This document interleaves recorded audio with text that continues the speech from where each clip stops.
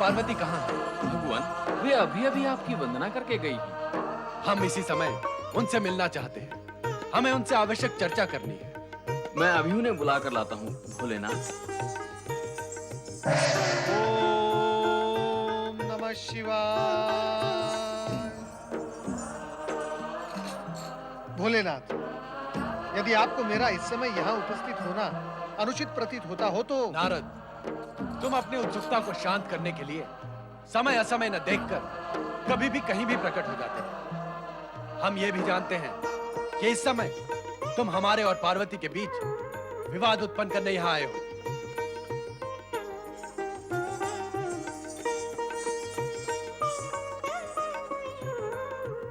माता, माता आप कृपा मुझे भगवान भोलेनाथ के क्रोध से बचाएं। मैं सर्वथा निर्दोष हूँ।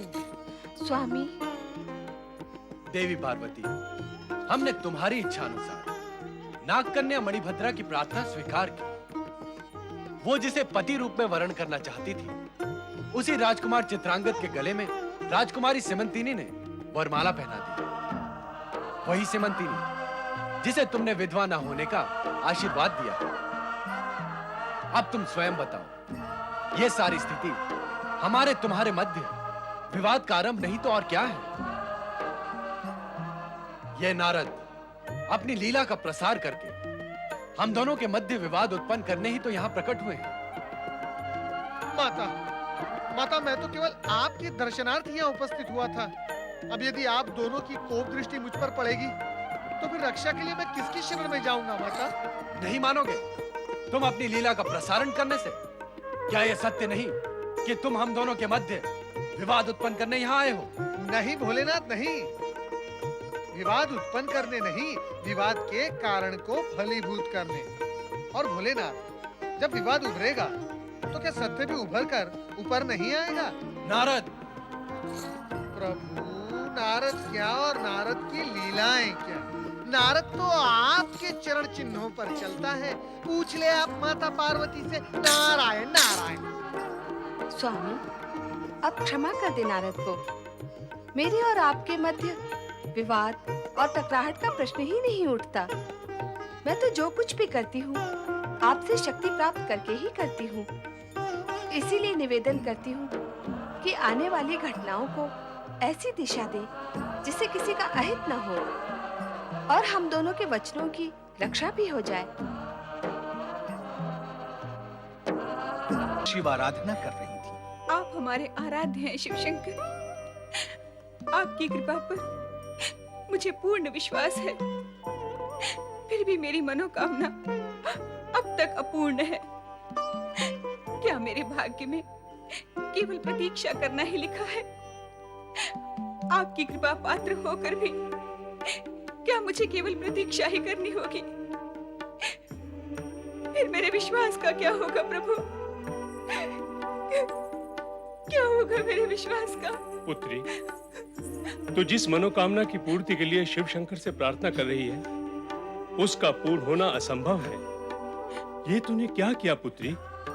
ऐसी कामना ही क्यों की जिसका पूर्ण होना संभव ना हो? इसमें असंभव क्या है पिताजी? एक मानव राजकुमार तुझे नागलोक में कहाँ मिलेगा पुत्री? इस लोक में मानव की उपस्थिति तो असंभव ही है।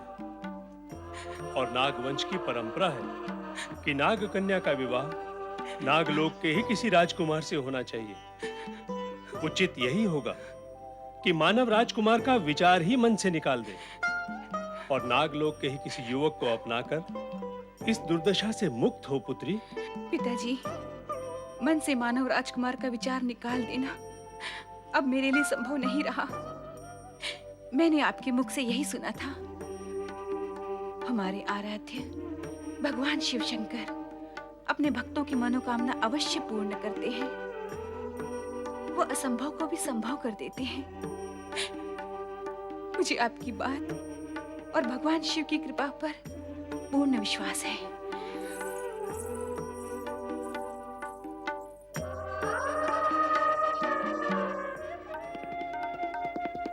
क्या हुआ सिमंतिनी? क्या सोच रही हो? माता पार्वती की कृपा से हमारा अटूट मिलन हो गया है। अब ये चिंता और विचार क्यों? स्वामी, आप महान हैं, पूजनीय हैं। आपके मन में विराजित इस मानवीय भावना ने आपको महान और पूज्य बना दिया है। नहीं सिमंतिनी, ऐसा कुछ नहीं है। मैं भी अन्य पुरुषों की भांति एक साधारण पुरुष ही हूं। नहीं स्वामी, आप साधारण नहीं, असाधारण पुरुष हैं। जब स्वयंवर में आए सभी राजपुरुष पिताजी की घोषणा, वे मेरे बारे में अप्रिय सत्य जानकर भयभीत होकर वहां से चले गए, तब सब कुछ जानते हुए भी आपने मेरे पिताजी वे स्वयंवर की प्रतिष्ठा का विचार किया। ये कार्य किसी साधारण पुरुष का नहीं हो सकता। सब कुछ जानते हुए भी आपने मुझे अपनाया। ये आपके व्यक्तित्व वे गुण ही हो सकते हैं। सिमंतिनी, सत्य ये है कि तुमने मुझे अपनाया। स्वयंवर तुम्हारा था और तुमने स्वेच्छा से मुझे अपने वर के रूप में स्वीकार किया। ये तभी संभव हुआ जब आप स्वयंवर स्थल में बैठे रहे। यदि आप भी और राजपुरुषों की भांति वहां से चले जाते तो स्वयंवर स्थल पूर्ण रूप से खाली हो जाता। वरमाला मेरे हाथों में ही रह जाती।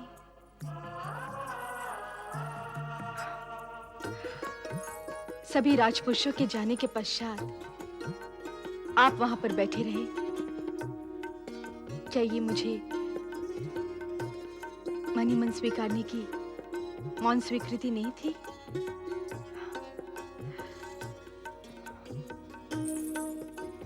राजपुरुषों ने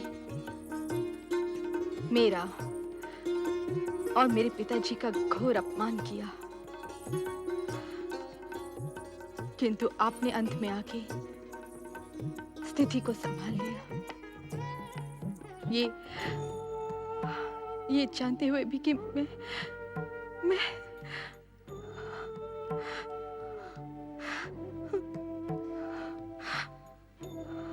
अब तुम्हें दुखी होने की कोई आवश्यकता नहीं है सिमंतिनी। माता पार्वती की आराधना करके तुमने अपने वैधव्य के कलंक को धो डाला है। इसलिए अब तुम अपने मन पर किसी प्रकार की चिंता का भार नहीं रखो। चिंताओं का त्याग करो सिमंतिनी। किंतु स्वामी, माता पार्वती के शब्द रह रह कर मेरे कान में गूंज उठते हैं कि विधाता के लेख को कोई नहीं बदल सकता। हो सकता है कि तुम्हें अनेक कष्ट सहने पड़े। साथ में माता पार्वती ने यह भी तो कहा था कि तुम्हें इस जीवन में वैधव्य का कष्ट नहीं भोगना पड़ेगा। कहा था ना? तो फिर अब चिंता कैसी? देखो सिमंतिनी, अब तुम्हें अतीत के विषय में भूलकर सुंदर भविष्य में खो जाना चाहिए। मैं प्रयत्न करूंगी स्वामी। ये प्रयत्न तुम अकेले नहीं करोगी, मैं भी तुम्हारे साथ करूंगा। वो कैसे? कल हम दोनों नौका विहार के लिए जाएंगे। नौका विहार?